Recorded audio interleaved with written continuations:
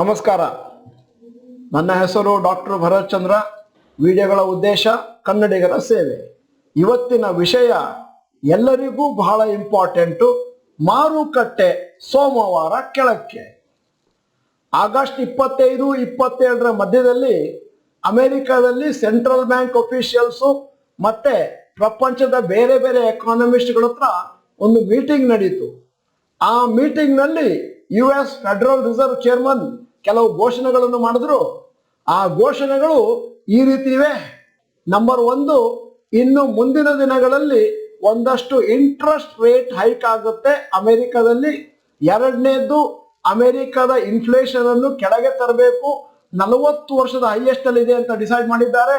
ಮೂರನೇದು, US ಎಕಾನಮಿಯಲ್ಲಿ ಒಂದು ತರದ ಸ್ಲೋ ಡೌನ್ ಸಾಧ್ಯತೆ ಇದೆ ಇಂಟ್ರೆಸ್ಟ್ ರೇಟ್ ಹೈಕಿನಿಂದಾಗಿ. ಈ ಅನೌನ್ಸ್ಮೆಂಟ್ ಅನ್ನು ಮಾಡ್ತಾ ಇದ್ದ ಹಾಗೆ ಗ್ಲೋಬಲ್ ಸ್ಟಾಕ್ ಮಾರ್ಕೆಟ್ ಅಲ್ಲಿ ಒಂದಷ್ಟು ತಲ್ಲಣ ಆಯಿತು. ಜರ್ಮನಿ ಡ್ಯಾಕ್ಸ್ -2.26% ಕೆಳಗೆ ಬಿತ್ತು.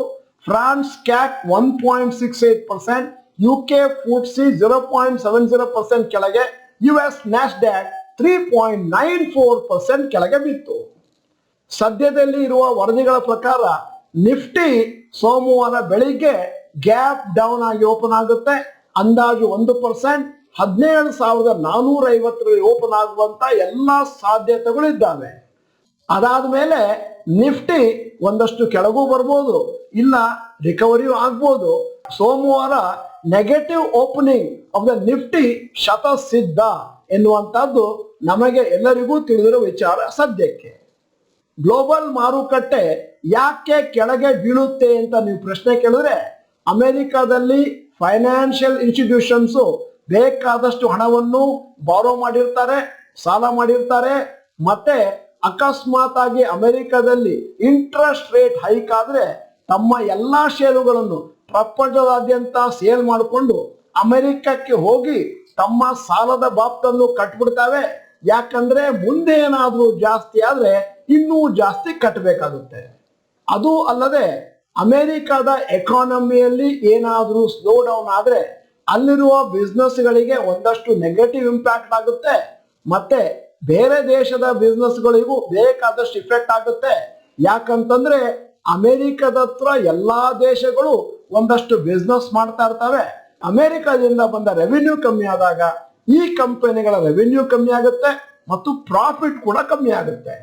ಆದ್ದರಿಂದ ಸದ್ಯದ ಮಟ್ಟಿಗೆ ಭಾರತದಲ್ಲಿ ಯಾವುದೇ ತರದ ಎಕಾನಮಿಕ್ ಪ್ರಾಬ್ಲಮ್ ಇಲ್ಲದಿದ್ದರೂ ಕೂಡ ದೊಡ್ಡಣ್ಣನಿಗೆ ಸ್ವಲ್ಪ ಕೆಮ್ಮು ಬಂದಾಗ ನಮಗೆ ನಿಮೋನಿಯಾ ಬರುವಂತದ್ದು ಸಹಜ. ಆದ್ದರಿಂದ ಭಾರತೀಯ ಮಾರುಕಟ್ಟೆಗೆ ಕೂಡ ಒಂದಷ್ಟು ಇದರ ಇಂಪ್ಯಾಕ್ಟ್ ಆಗಲಿದೆ.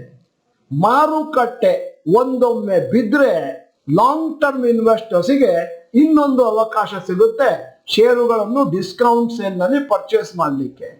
ನೀವೇನಾದ್ರೂ ಶಾರ್ಟ್ ಟರ್ಮಿಗೆ ಷೇರು ಮಾರುಕಟ್ಟೆಯಲ್ಲಿ ಹಣವನ್ನು ತೊಡಗಿಸಿದ್ರೆ ಟೆಕ್ನಿಕಲ್ ಅನಾಲಿಸಿಸ್ ಮಾಡಿ ಅದು ಸೆಲ್ಲಿಗೆ ಅಂತ ಬಂದಾಗ ದಯವಿಟ್ಟು ಯಾವುದೇ ಕಾರಣವನ್ನು ಕೊಡದೆ ಸೇಲ್ ಮಾಡಿ. ವಿಡಿಯೋದ ಕೊನೆಯಲ್ಲಿ ನಮ್ಮ ಸಮೀಕ್ಷೆಗಾಗಿ ಒಂದು ಪ್ರಶ್ನೆ ಕೇಳ್ತಾ ಇದ್ದೇನೆ. ಇವತ್ತಿನವರೆಗೆ ನೀವು ಷೇರು ಮಾರುಕಟ್ಟೆಗೆ ಸೇರ್ಕೊಳ್ಳಿಕ್ಕೆ ಎಷ್ಟು ಜನಕ್ಕೆ ಮೋಟಿವೇಶನ್ ಮಾಡಿದ್ದೀರಿ? ಆ ನಂಬರ್ 1, 2, 3, 10 ಅಂತ ಅದನ್ನ ಚಾಟ್ ಬಾಕ್ಸ್ ಅಲ್ಲಿ ಟೈಪ್ ಮಾಡಿ. ನೀವು ಡಾಕ್ಟರ್ ಭರತ್ ಚಂದ್ರ ಚಾನಲ್ ಮೆಂಬರ್ ಅಲ್ಲ ಅಂತಂದ್ರೆ ಇದೀಗ ಸಮಯ. ಸಬ್ಸ್ಕ್ರಿಪ್ಷನ್ ಬಟನ್, ಬೆಲ್ ಐಕಾನ್ ಒತ್ತಿ. ವಿಡಿಯೋ ಚೆನ್ನಾಗಿದ್ರೆ ಲೈಕ್ ಬಟನ್ ಒತ್ತೋದನ್ನು ಮರಿಬೇಡಿ. ಕನ್ನಡಿಗರ ಸೇವೆ ವಿಡಿಯೋನ ಎಲ್ಲರಿಗೂ ಕಳಿಸ್ಕೊಡಿ. ವಿಡಿಯೋನ ಸಂಪೂರ್ಣವಾಗಿ ನೋಡಿದ್ದಕ್ಕೆ ಧನ್ಯವಾದಗಳು. ನಮಸ್ಕಾರ.